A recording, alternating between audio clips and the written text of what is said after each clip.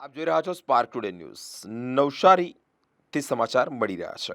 અયોધ્યામાં શ્રી રામ મંદિરની પ્રાણ પ્રતિષ્ઠા કરવામાં આવી છે, જેને લઈને સમગ્ર હિન્દુ રાજ્ય એટલે કે હિન્દુસ્તાનમાં રામમય બની ગયું છે. નવસારીમાં અત્યંત પૌરાણિક શ્રી રામ મંદિરમાં રામજન્મ મહોત્સવની ઉજવણી કરવામાં આવી રહી છે. રામનવમીના દિવસે મોટી સંખ્યામાં નવસારી શહેરીજનોએ રામનવમીની આરતી કરી છે અને આરતીમાં હાજર રહ્યા છે.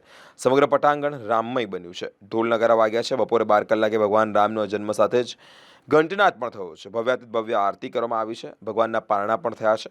મિત્રો, આ પ્રસંગે ધારાસભ્ય રાકેશ દેસાઈ, પૂર્વ ધારાસભ્ય પિયુષભાઈ દેસાઈ, ભાજપા જિલ્લા પ્રમુખ ભુરાલાલ શાહ, પાલિકા પ્રમુખ जिगेश शाह, अशोक गजेरा અને અનેક મહાનુભાવો ઉપસ્થિત રહ્યા હતા. સિયાવર રામચંદ્ર કી જય.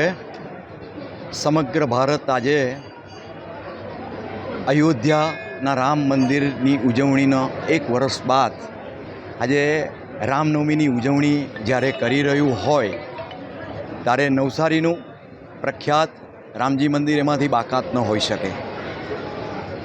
ટહેલજીની ટેકરી તરીકે પ્રખ્યાત આ રામ મંદિર એની પરિપુરાણી આસ્થા, નિષ્ઠા અને એની પુરાણી વાતોથી લોકો બધા જ વાકેફ છે.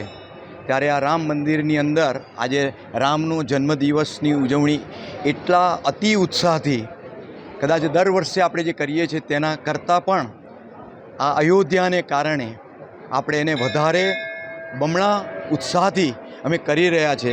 એનો અતિ આનંદ સમગ્ર નવસારી જ નહીં પણ સમગ્ર દક્ષિણ ગુજરાત આજે એનું સાક્ષી બની રહ્યું છે.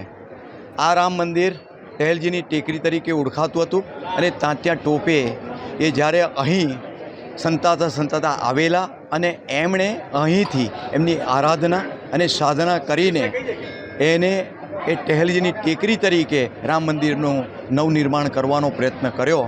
તો એવા આ જૂના પુરાણા રામ મંદિરની અંદર આપ સૌને આજના દિવસે લગભગ મહાપ્રસાદ રૂપે સાંજે 5 વાગ્યાથી તે રાતના 10 વાગ્યા સુધી અને સવારના 9થી 4 વાગ્યા સુધી અમે યજ્ઞનું આયોજન પણ કરેલું છે.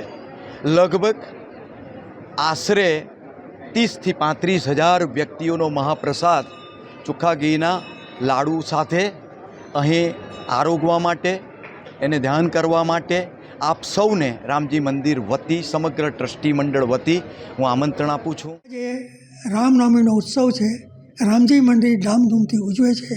પ્રતિવર્ષની માફક રામજી મંદિરમાં આખો દિવસનો યજ્ઞ ચાલે છે અને 11 સંતો આ યજ્ઞમાં આવી અને એનું પૂજન કરે છે.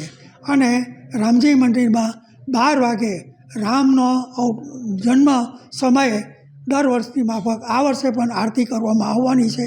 અને ત્યારબાદ અમે મહાપ્રસાદનું આયોજન કરવામાં આવેલું છે.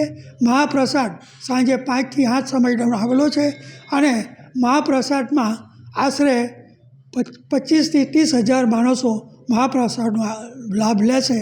અને આ રામજી મંદિર સવારે રાત્રે 9 વાગ્યા સુધી ચાલુ રહેશે અને મહાપ્રસાદ બી ત્યાં સુધી ચાલુ રહેશે.